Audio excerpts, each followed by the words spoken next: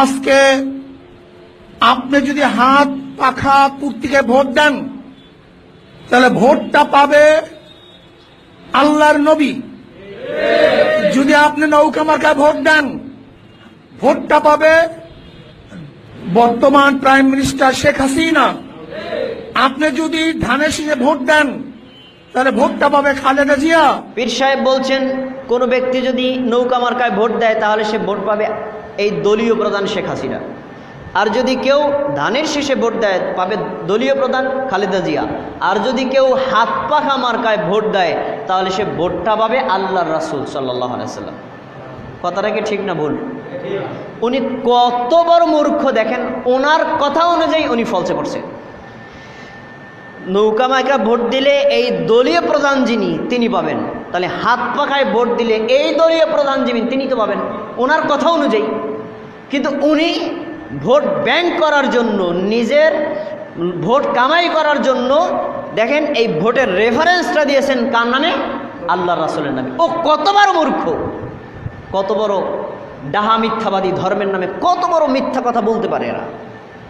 মুহাম্মদের রাজনীতি ফয়জুল আর রেজাউল করিমের রাজনীতি হুবহু এক, লা ফারকা বাইনাহুমা, কোনো পার্থক্য নাই। এই জন্য ইসলাম টিকে রাখার জন্য একমাত্র মুসলমানদের হাত ফাঁকা মার্কায় ভোট দেওয়া ফরজে আইন হয়ে গেছে। পীর সম্পর্কে ধারণা যা, পীরেরা কি করতে পারে, অসাধারণ ক্ষমতা রাখে। পীর ডুবা জাহাজ রক্ষা করে, পীর আরো কি করে, বহু এরকম কাজ করে।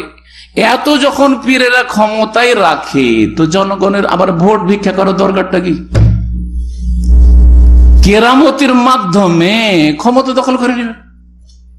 কেরামতের মাধ্যমে যাদেরকে রাখতে চায় না তাদেরকে বঙ্গোপসাগরে ডুবিয়ে দেবে, আর তারা পার্লামেন্ট দখল করে নিবে। কথা বুঝে আসে না? ওখানে কেরামতি চলে না নাকি? যার মধ্যে সামান্যতম ইমানের জ্ঞান আছে, তার জন্য হাত পাখার বিকল্পে ভোট দেওয়া বিলকুল কবিরা গুনাহ, কবিরা গুনাহ, কবিরা গুনাহ।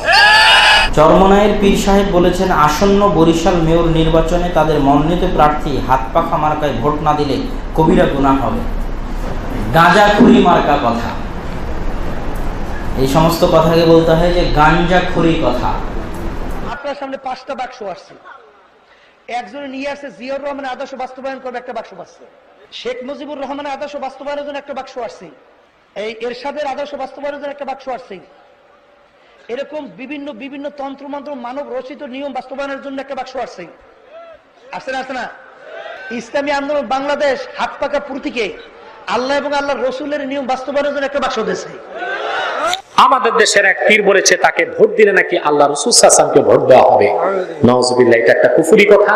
যেই বলেছে তাকে তওবা করতে হবে, কারণ প্রচলিত ভোটাভুটি বা গণতন্ত্র এটা ইসলামী কোনো তরিকা না, এটা আব্রাহাম লিঙ্কনের আবিষ্কার।